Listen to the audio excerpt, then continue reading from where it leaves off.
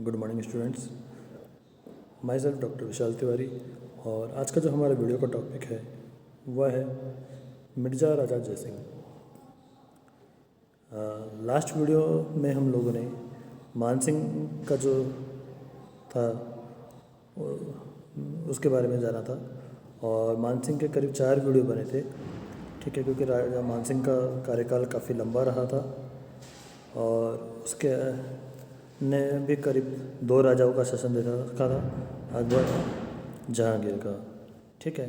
फिर जब 1614 ईस्वी में मानसिंह की मृत्यु हो गई तो उसके बाद उसका कोई, क्योंकि वास्तव पुत्र जीवित नहीं रह गया था उस समय तक, ठीक है, तो भाव सिंह उसके बाद वहाँ पे आमेर का राजा बना था। 1614 से 1621 तक उसने शासन किया, लेकिन जो वास्तविक उत्तराधिकारी था वो था मानसिंह का जो बड़ा पुत्र था जगत सिंह, उसका बेटा जयसिंह, और यही मिर्ज़ा राजा जयसिंह आगे बना था, ठीक है। तो इसको आगे क्या क्या सफलता मिली और इसने कैसे वापस अपना शासन प्राप्त किया और उसको आगे कैसे बढ़ाया, और मिर्ज़ा राजा जयसिंह का भी अपन भारत के इतिहास में काफ़ी प्रसिद्ध नाम है और एक अपना ही अलग स्थान रखते हैं वो, क्योंकि वो अपने समय के काफ़ी बड़े कूटनीतिज्ञ थे और अपने इसी कूटनीतिज्ञता की वजह से उन्होंने शिवाजी जैसे राजा को, जो मराठा सरदार थे, राजा थे, उनको एक बार पुरंदर की संधि करने पर विवश कर दिया और अकबर की औरंगजेब के सेवा में वो हाजिर कर दिया दरबार में। तो ये अपनी कूटनीतिज्ञता के आधार पर ही वो सब कर पाए। तो मिर्ज़ा राजा जयसिंह एक काफ़ी वीर, साहसी और कूटनीतिज्ञ थे, तो उनके बारे में हम लोग आगे और जानेंगे किस तरह से उन्होंने आगे अपना कार्यकाल चलाया शाही सेवा के अंदर, और इतना कि उन्होंने 3 मुग़ल शासकों का समयकाल देखा था, ठीक है, और तीनों को अपने से काफ़ी प्रसन्न रखा और उन्होंने अपने सेवाओं से आमेर राजघराने को काफ़ी ऊंचा स्थान राजस्थान के अंदर प्रदान किया था। तो आगे उन्होंने कैसे काम किया उसके लिए हम लोग वो देखेंगे। उनके पहले तो ऐतिहासिक पृष्ठभूमि क्या रही है, ठीक है, मिर्ज़ा राजा जयसिंह की ऐतिहासिक पृष्ठभूमि क्या है उसको हम लोग थोड़ा सा देख लेते हैं। उसके बाद फिर आगे उनकी सेवा, उनके चाहे वो जहांगीर के साथ हो, चाहे शाहजहाँ के साथ हो, चाहे औरंगजेब के साथ हो, किस तरह से उन्होंने आगे बढ़ाया उसको हम लोग इस वीडियो में देखेंगे और लास्ट में उनका मूल्यांकन करते हैं। जैसे मैंने आपको बताया कि 1614 ईस्वी में आमेर के राजा मानसिंह की मृत्यु हो गई, लेकिन राजा मानसिंह के कोई पुत्र नहीं था, अतः भाव सिंह 1614 से 1621 ईस्वी तक आमेर की गद्दी पर बैठा। लेकिन मानसिंह का वास्तविक उत्तराधिकारी उसके बड़े लड़के जगत सिंह का पुत्र जयसिंह था। जयसिंह की माता रानी दमयंती को इस बात का भय उत्पन्न हो गया कि आमेर का वास्तविक उत्तराधिकारी होने के नाते कहीं भाव सिंह उसकी हत्या न करवा दे, अतः रानी दमयंती अपने अल्पवयस्क पुत्र जयसिंह को लेकर दौसा में रहने लगी। रानी ने जयसिंह की शिक्षा दीक्षा का अच्छा प्रबंध किया, उसे तुर्की, फारसी, उर्दू, हिंदी और संस्कृत भाषाओं का साधारण ज्ञान करवा दिया, जिसको उसने आगे चलकर और अधिक समृद्ध किया। रानी दमयंती ने अपने पुत्र को बचपन से ही धार्मिक और व्यवहारिक शिक्षा देकर इन विषयों की अधिक जानकारी प्राप्त करने की क्षमता उत्पन्न कर दी थी, इसलिए आगे चलकर जयसिंह एक कुशल कूटनीतिज्ञ प्रमाणित हुआ। जयसिंह को उसके जीवन के प्रारंभ में ही क्षत्रियोचित सैनिक प्रशिक्षण भी दे दिया गया था। 1621 ईस्वी में भाव सिंह की मृत्यु के बाद उसे दौसा से आमेर लाया गया और 11 वर्ष की आयु में उसे आमेर के राज सिंहासन पर बैठा दिया गया। जयसिंह ने 1622 ईस्वी से 1667 ईस्वी तक राज्य किया। इस दीर्घावधि में उसे 3 मुग़ल सम्राटों जहांगीर, शाहजहाँ और औरंगजेब की सेवा में रहने का अवसर मिला।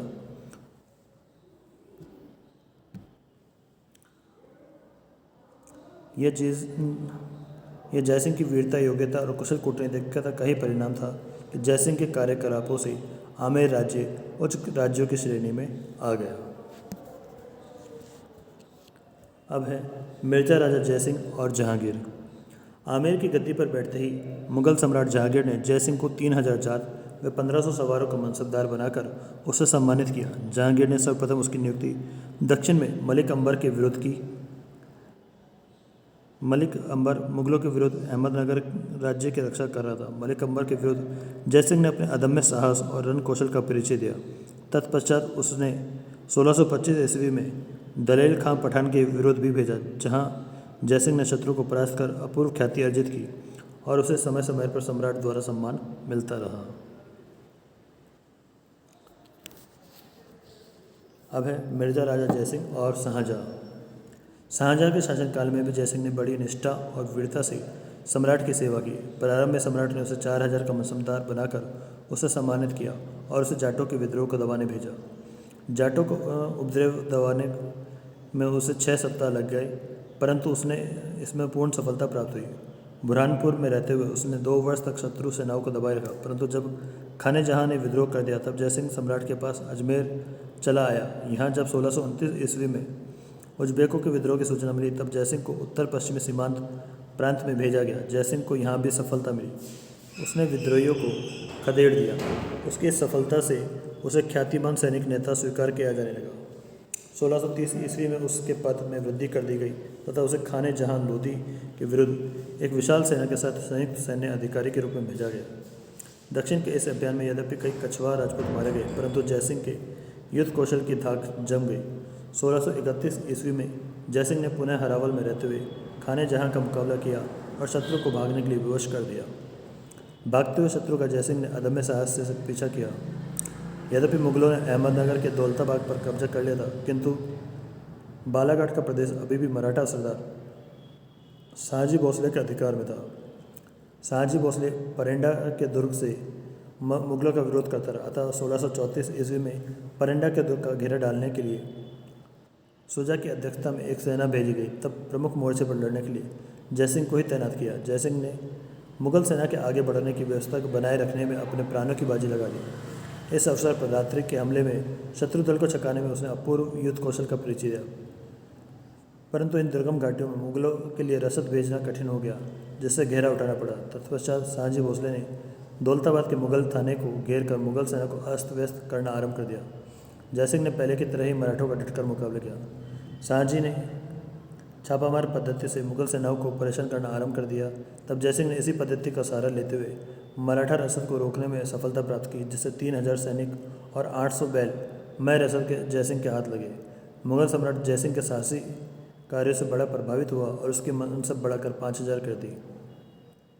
जब 1636 ईस्वी में स्वयं शाहजहाँ बीजापुर और गोलकुंडा विजयपुर प्राप्त करने के लिए दक्षिण की तरफ गया, तब जयसिंह ही सेना के अग्रभाग का मुखिया था। बीजापुर और गोलकुंडा के सुल्तानों ने मुगलों से मुकाबला करने के लिए मलिक अंबर को अपनी तरफ मिला लिया था।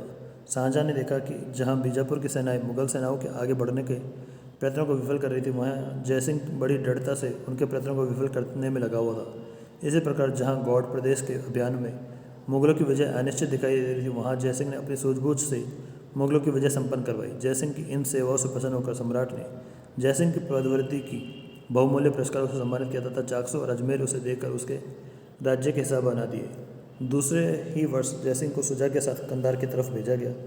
इस वर्ष अवसर पर भी सम्राट ने जयसिंह को कई उपहार दिए तथा मिर्जा राजा की उपाधि से विभूषित किया। इस प्रकार मऊ के घेरे में भी जयसिंह ने मुगल हितों की रक्षा की। 1647 ईस्वी में शाहजहाँ के मध्य एशियाई अभियान में सैन्य संचालन के काम में तथा शत्रुओं के जमे पांव उखाड़ने में जयसिंह ने अपूर्व साहस और दक्षता का परिचय दिया। 1649 ईस्वी में कंधार के घेरे के समय जहाँ अफगान शत्रु दल मुगल रसद को रोकने और मुगल थानों को नष्ट करने का प्रयत्न कर रहे थे, जयसिंह अपने साहस और शौर्य से इन्हें पीछे धकेल देता था। जयसिंह लगातार 10 वर्ष तक कांगड़ा, कंधार, पेशावर आदि की लड़ाइयों में लड़ता रहा। काबुल तथा दूनी में जयसिंह ने मुगलों की प्रतिष्ठा को बनाए रखने में अपनी संपूर्ण शक्ति लगा दी। इन अवसरों पर जयसिंह की सेवाओं की बड़ी प्रशंसा की गई तथा सम्राट शाहजहाँ ने उसे अनेक पुरस्कारों से सम्मानित किया तथा 1650 ईस्वी में उसके पुत्र कीरत सिंह की पदवृद्धि की। उसकी जागीर में कामा, खो तथा पहाड़ी के परगने सम्मिलित कर उसे मेवात का फौजदार नियुक्त कर दिया गया। 1651 ईस्वी में जयसिंह की नियुक्ति सादुल्ला खां के साथ कंधार के राजा युद्ध के लिए की गई। जयसिंह ने वहाँ भी अग्रभाग में रहकर सैन्य संचालन किया। उसकी वीरता और योग्यता से प्रभावित होकर सम्राट ने उसे दारा के पुत्र सुलेमान सिकोह के साथ रहकर काबुल की सूबेदारी करने की आज्ञा दी, जिसका पालन वह 1653 ईस्वी तक करता रहा। शाहजहाँ की बीमारी के समय 1656 ईस्वी में जब सम्राट के पुत्रों में उत्तराधिकार का युद्ध छिड़ गया, तब जयसिंह ने सुजा की सेना को बनारस के पास बहादुरपुर में घेर लिया। इस सेवा के उपलक्ष्य में सम्राट ने उसका मनसब 6000 जात और 6000 सवारों का कर दिया। इस उत्तराधिकार युद्ध में जब औरंगजेब विजयी हुआ, तब 25 जून 1658 ईस्वी को मथुरा में औरंगजेब से मिला और उसे अपने पूर्ण सहयोग का आश्वासन दिया। मिर्जा राजा जयसिंह और औरंगजेब। जिस समय औरंगजेब को अधिकाधिक सहयोगी की आवश्यकता थी, उस समय जयसिंह का उससे मिलना बड़ा लाभप्रद सिद्ध हुआ। इससे जयसिंह औरंगजेब का कृपापात्र बन गया। धीरे धीरे जयसिंह का मुगल दरबार में महत्व बढ़ गया, जो उसके राज्य का प्रभाव बढ़ाने में सहायक हुआ। सामोगढ़ के युद्ध में परास्त होकर वह दारा, आगरा, लाहौर, मुल्तान होता और जब जोधपुर पहुंचा, तो दारा ने जोधपुर के महाराजा जसवंत सिंह से सहायता की प्रार्थना की। जोधपुर महाराजा उसे सहायता देने के लिए तैयार भी हो गया, लेकिन जयसिंह परिस्थितियों को भली भांति समझ गया, अतः उसने महाराजा जसवंत सिंह को दारा की सहायता न करने की सलाह दी। जसवंत सिंह इस सलाह को मानते हुए दारा की सहायता नहीं की। औरंगजेब ने अजमेर से लगभग 4 मील दक्षिण में देवराई नामक स्थान पर 12 मार्च 1659 ईस्वी को दारा से युद्ध किया। इस युद्ध में जयसिंह ने औरंगजेब की सेना के अग्रभाग का नेतृत्व किया। 3 दिनों तक दोनों पक्षों के बीच गोलाबारी चलती रही। अंत में चौथे दिन दारा के पार उखड़ गए और वह गुजरात की तरफ भाग खड़ा हुआ। जयसिंह ने भागते हुए दारा का पीछा किया। मेड़ता से जालोर, सिरोही, सिद्धपुर, अहमदाबाद और कच्छ के मार्ग से होता हुआ जयसिंह ने दारा को पश्चिमी भारत के भागों के अधिकार से वंचित कर दिया। कच्छ के रण में भोजन और पानी का अभाव होते हुए भी जयसिंह अपने सैनिकों के साथ दारा का पीछा करता हुआ आगे बढ़ता गया, जिससे शत्रु को सांस लेने का समय भी नहीं मिला। इस दौड़ में उसके सैकड़ों घोड़े और सैनिक नष्ट हो गए, परंतु जिस अभिप्राय से उसने दारा का पीछा किया था, उसमें उसे पूर्ण सफलता प्राप्त की। दारा को सिंधु नदी की सीमा तक खदेड़ दिया। दारा का पुत्र सुलेमान, जो श्रीनगर की ओर भाग गया था, जयसिंह के पुत्र राम सिंह के द्वारा पकड़ लिया गया। स्वयं दारा को भी बाद में बंदी बनवा ले गया और उसे प्राणदंड दिया गया। सम्राट औरंगजेब जयसिंह और उसके पुत्र की सेवाओं से प्रसन्न होकर जयसिंह को 1 करोड़ दाम की आय की जागीर और 1 लाख का नकद पुरस्कार दिया। राम सिंह को भी 2.5 लाख आय की जागीर पृथक रूप से दी गई। जयसिंह की दक्षिण में नियुक्ति। दारा से मुक्त होने के बाद औरंगजेब का ध्यान दक्षिण की तरफ गया, जहां शिवाजी के नेतृत्व में मराठा शक्तिशाली हो रहे थे। दक्षिण के राज्यों के सुल्तान मुगलों के शत्रु थे ही, अतः शिवाजी के अधिकाधिक शक्तिशाली होने की स्थिति में यह भी संभावना थी कि दक्षिण के सुल्तान शिवाजी का नेतृत्व स्वीकार कर ले, जिससे दक्षिण में मुगलों का राजा प्रभाव भी समाप्त हो सकता था। शिवाजी ने कई बार मुगल थानों को लूटकर मुगलों की स्थिति को कमज़ोर बना दिया था। सूरत में शिवाजी द्वारा की गई लूटमार तथा शाइस्ता खान और उसके परिवार की क्षति ने तो मुगल प्रतिष्ठा को धूल में मिला दिया था, जिससे शिवाजी का साहस उत्तरोत्तर बढ़ता जा रहा था। शिवाजी निरंतर मुगल परगनों और कारखानों को लूटता जा रहा था। यद्यपि औरंगजेब ने शहजादे मुअज्जम और महाराजा जसवंत सिंह को दक्षिण का अधिकारी बनाकर भेजा था, किंतु इन दोनों को शिवाजी के विरुद्ध कोई सफलता नहीं मिली। अतः औरंगजेब ने मिर्जा राजा जयसिंह को दक्षिण में नियुक्त किया। मुअज्जम और महाराजा जसवंत सिंह को वापस दिल्ली बुला लिया गया। जयसिंह अपने 2 पुत्रों, कई कछवाहों और बुंदेलखंड सैनिकों को लेकर दक्षिण की ओर गया। जयसिंह को मात्र सैनिक अधिकारी के रूप में नियुक्त नहीं किया गया था, बल्कि उसे हर प्रकार के अधिकार भी दिए गए, ताकि वह दक्षिण में परिस्थितियों के अनुसार अपनी नीति का प्रयोग कर सके। 9 जनवरी 1665 ईस्वी को जयसिंह अपने राजपूत सैनिकों के साथ नर्मदा को पार कर 3 मार्च 1665 ईस्वी को पूना पहुंचा और जसवंत सिंह से कार्यभार ग्रहण कर लिया। जयसिंह ने दक्षिण पहुंचकर ऐसी योजना बनाई कि शिवाजी को कहीं से सहायता न मिल सके, अतः उसने आदिल शाह सहित आसपास के छोटे मोटे शासकों से शिवाजी के विरुद्ध सहायता मांगी। उसने बम्बई में अंग्रेजों के पास भी अपना दूध बेचकर सहायता मांगी। इस तरह उसने कोंकण के पोलिकारों तथा पुर्तगालियों से भी सहायता मांगी। इन सारे प्रयत्नों का अभिप्राय यही था कि शिवाजी को किसी शक्ति से सहायता न मिल सके और वह अकेला रह जाए। जयसिंह ने तो शिवाजी के कुछ साथियों को भी घूस या लाभ का प्रलोभन देकर अपनी तरफ मिलाने का प्रयत्न किया। जयसिंह अपने इन प्रयत्नों से ही संतुष्ट नहीं हुआ, बल्कि उसने तो शिवाजी को भी कई प्रलोभन दिए और उसे कहलवाया कि सम्राट से मेल करने में ही उसका हित है। उसने अपना स्वयं का उदाहरण देकर कहा कि वह स्वयं एक हिंदू सामंत होते हुए भी उसका मुगल दरबार में जो महत्व है उसका कारण सम्राट की अधीनता स्वीकार करने के कारण है।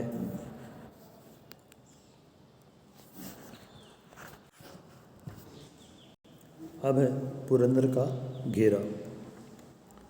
मिर्जा राजा जयसिंह एक तरफ तो शिवाजी से बातचीत कर रहा था तो दूसरी तरफ अपनी सैनिक तैयारियां भी कर रहा था। वर्षा आने की संभावना को देखते हुए उसने सरवाड़ के निकट मुगल सेना की छावनी डाल दी। पश्चिमी नागों की रक्षा के लिए उसने लोहागढ़ में 7,000 सैनिकों को कुतुबुद्दीन खान के नेतृत्व में भेजा दिया। रायगढ़ में शिवाजी का खजाना था, जहां जयसिंह ने दिलेर खान को भेज दिया। स्वयं जयसिंह 31 मार्च को पूना से रवाना होकर सरवाड़ पहुंचा, जहां से पुरंदर का दुर्ग लेने की योजना थी। पुरंदर दुर्ग से 300 फुट नीचे एक और दुर्ग है जो माची का दुर्ग कहलाता है और जहां मराठों का शस्त्रागार और सैनिक चौकी थी। इसी दुर्ग के अंतर्गत 1 मील लंबे पहाड़ पर वज्रगढ़ का दुर्ग है जो पुरंदर का प्रमुख सैनिक मोर्चा था। इसी किले को लेने के लिए जयसिंह ने 14 अप्रैल को मोर्चाबंदी की। इस कठोर मोर्चाबंदी से घबराकर कई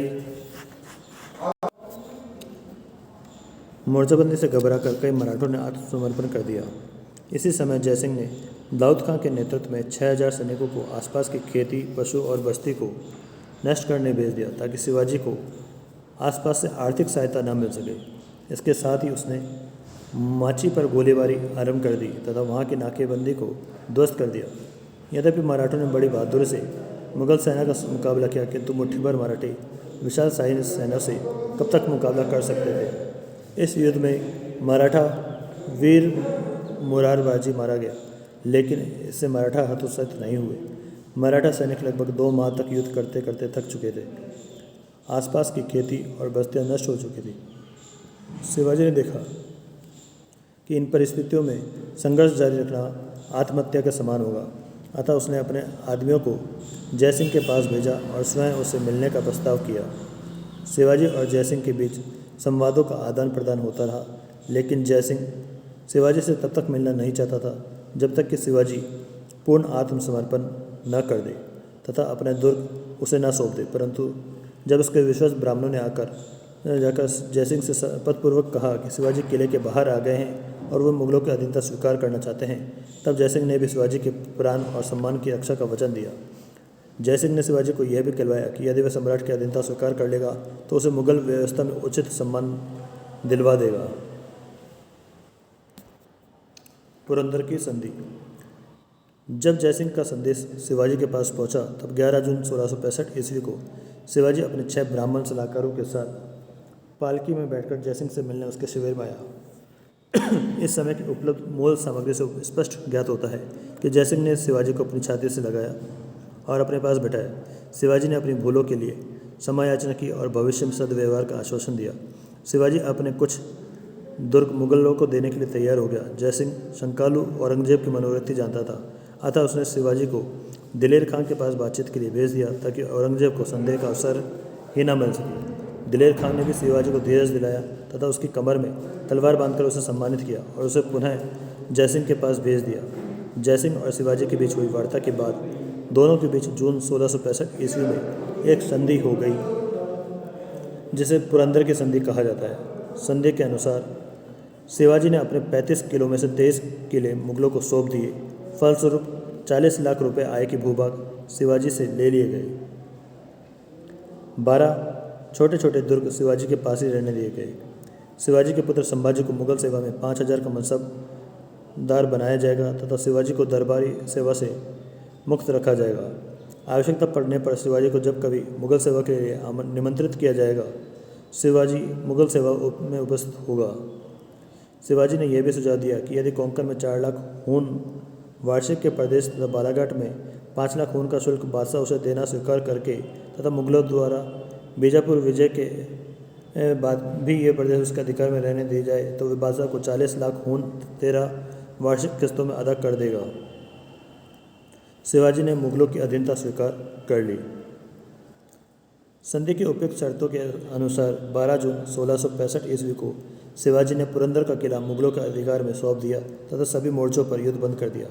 जयसिंह ने भी सम्राट को सिफारिश की कि शिवाजी को क्षमा कर संधि की शर्तों को स्वीकार कर लिया जाए तथा उसे शाही खिलत देकर उसे सम्मानित किया जाए। सम्राट ने जयसिंह की सिफारिश मानते हुए अपने अधिकारी के साथ एक फरमान और खिलत भेजी।